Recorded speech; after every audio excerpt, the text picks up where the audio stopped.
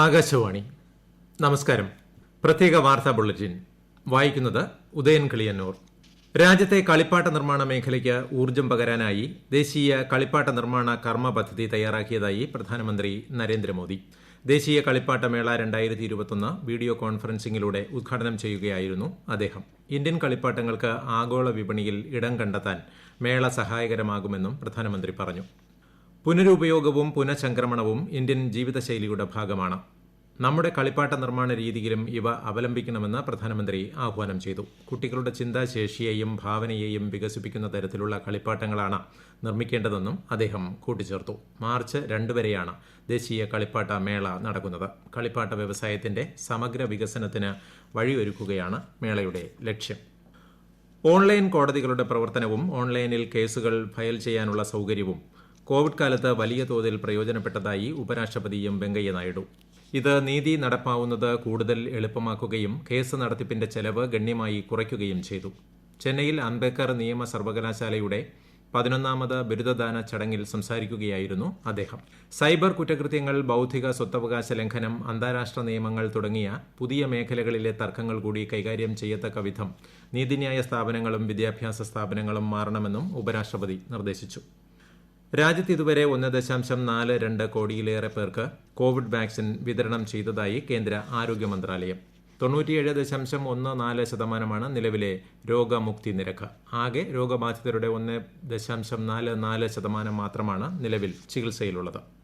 Covid സുരക്ഷാ മാനദണ്ഡങ്ങളിൽ ഇളവ് വരുത്തരുതെന്നും മാനദണ്ഡങ്ങൾ ലംഘിക്കുന്നവർക്കെതിരെ ശക്തമായ നടപടികൾ തുടരണമെന്നും കേന്ദ്ര ക്യാബിനറ്റ് സെക്രട്ടറി രാജീവ് ഗൌബ സംസ്ഥാനങ്ങളോട് ആവശ്യപ്പെട്ടു.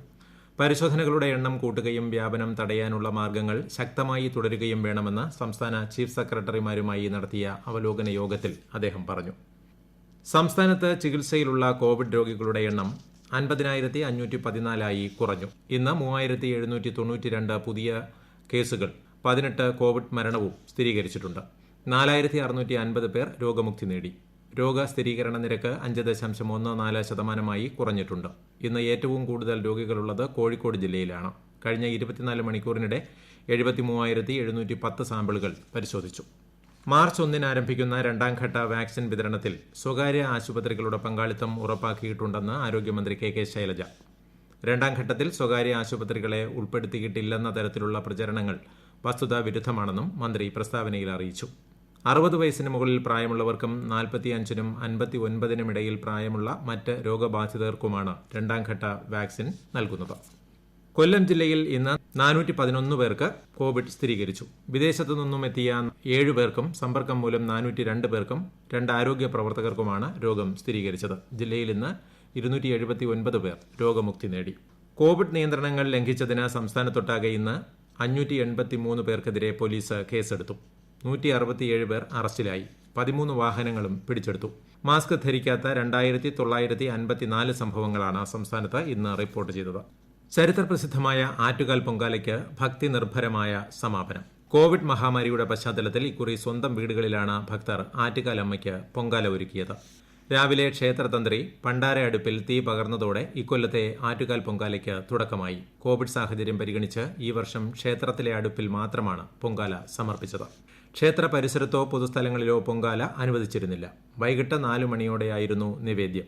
നാളെ രാത്രി 9:15 കാപ്പഴിച്ചതിനു ശേഷം കുരുതി തർപ്പണത്തോടെ പൊങ്കാല ഉത്സവത്തിന് സമാപനമാകും. 25ാമത് രാജ്യാന്തര ചലച്ചിത്രമേളയുടെ തലശ്ശേരി പതിപ്പിന് തിരശ്ശീല വീണു. 5 ദിവസമായി നടന്ന മേള തലശ്ശേരിക്കാർക്ക് പുതിയ അനുഭവമാണ് പകർന്നു നൽകിയത്.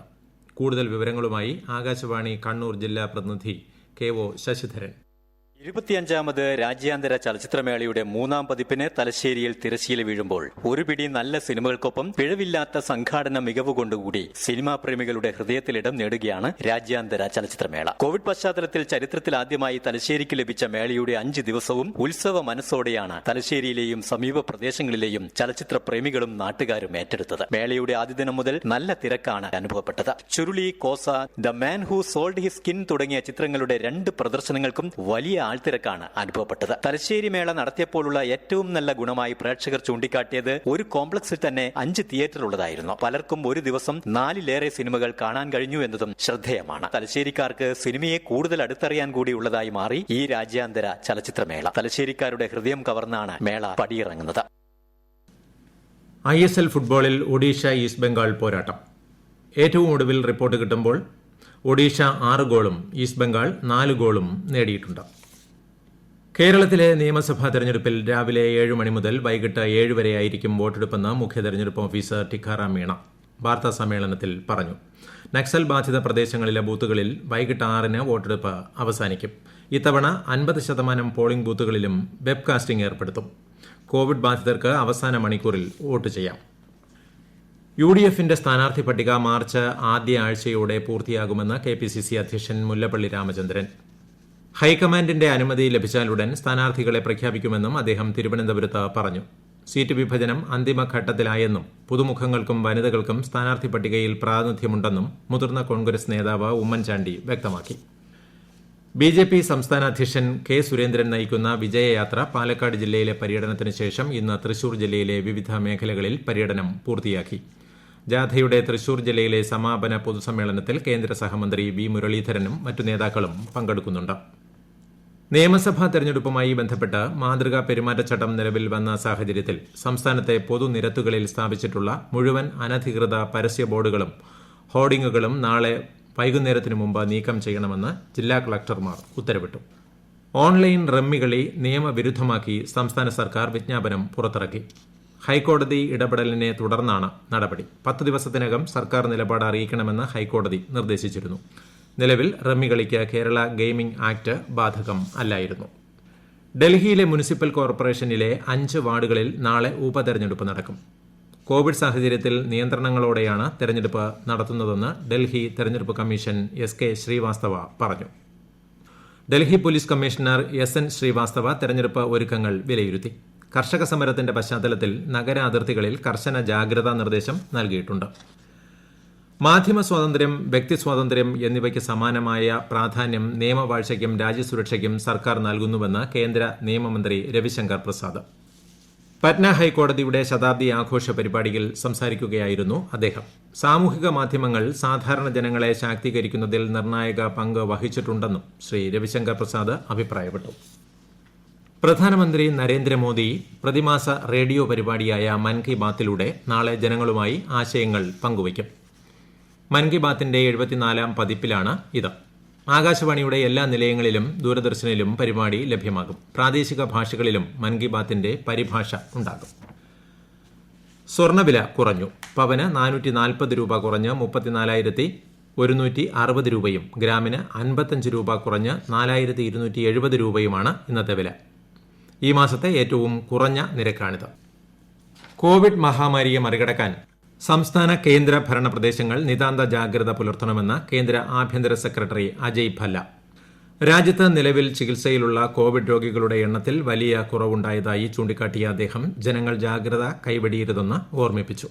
കണ്ടെയ്ൻമെന്റ് സോണുകളുടെ നിർണയം, കോവിഡ് പ്രതിരോധ മാർഗങ്ങളുടെ നടപ്പാക്കൽ എന്നിവ കൃത്യമായി പരിപാലിക്കണമെന്നും സംസ്ഥാനങ്ങളോടും കേന്ദ്രഭരണ പ്രദേശങ്ങളോടും ആവശ്യപ്പെട്ടു. ലോകത്തെ വിവിധ പ്രശ്നബാധിത മേഖലകളിലുള്ളവർക്ക് കോവിഡ് വാക്സിൻ നൽകുന്നതുമായി ബന്ധപ്പെട്ട് ഐക്യരാഷ്ട്രസഭ സുരക്ഷാ സമിതി പ്രമേയം പാസാക്കി. വംശീയമോ രാഷ്ട്രീയപരമോ ആയ വേർതിരിവുകളില്ലാതെ സാധ്യമായ എല്ലാവരിലും കോവിഡ് വാക്സിൻ എത്തിക്കാനുള്ള ആഹ്വാനം പ്രമേയത്തിലുണ്ട്. അഭയാർത്ഥികൾ, പാർശ്വവൽക്കരിക്കപ്പെട്ടവർ, പ്രശ്നബാധിത മേഖലകളിൽ അധിവസിക്കുന്നവർ ഉൾപ്പെടെയുള്ള എല്ലാവർക്കും കോവിഡ് വാക്സിൻ ലഭ്യമാക്കണമെന്നും പ്രമേയത്തിൽ വ്യക്തമാക്കിയിട്ടുണ്ട്. ഖാദി ആൻഡ് വില്ലേജ് ഇൻഡസ്ട്രി കമ്മീഷന്റെ മാർക്കറ്റ് പോർട്ടലിൽ 1,10,00,000 രൂപയുടെ വിറ്റുവരവ് ഉണ്ടായതായി കേന്ദ്രമന്ത്രി നിതിൻ ഗഡ്കരി അറിയിച്ചു. ഈ പോർട്ടൽ ആരംഭിച്ച 8 മാസം കൊണ്ടാണ് ഈ നേട്ടം കൈവരിച്ചത്. വിശാലമായ ഈ വിപണന സംവിധാനത്തിലൂടെ പ്രതിവർഷം 200 കോടി രൂപയുടെ വിറ്റുവരവ് നേടുകയാണ് ലക്ഷ്യമെന്നും ശ്രീ ഗഡ്കരി പറഞ്ഞു. പ്രത്യേക വാർത്താ ബുള്ളറ്റിൻ കഴിഞ്ഞു. ആകാശവാണി വാർത്തകളും വാർത്താധിഷ്ഠിത പരിപാടികളും all India radio news Thiruvananthapuram എന്ന യൂട്യൂബ് ചാനലിൽ ലഭ്യമാണ്. കൂടുതൽ വാർത്തകൾക്കായി @All India Radio News Thiruvananthapuram എന്ന ഫേസ്ബുക്ക് പേജും @ARnews_TVM എന്ന ട്വിറ്റർ ഹാൻഡിലും സന്ദർശിക്കാം. അടുത്ത വാർത്താ പ്രക്ഷേപണം നാളെ രാവിലെ 6:45-ന്.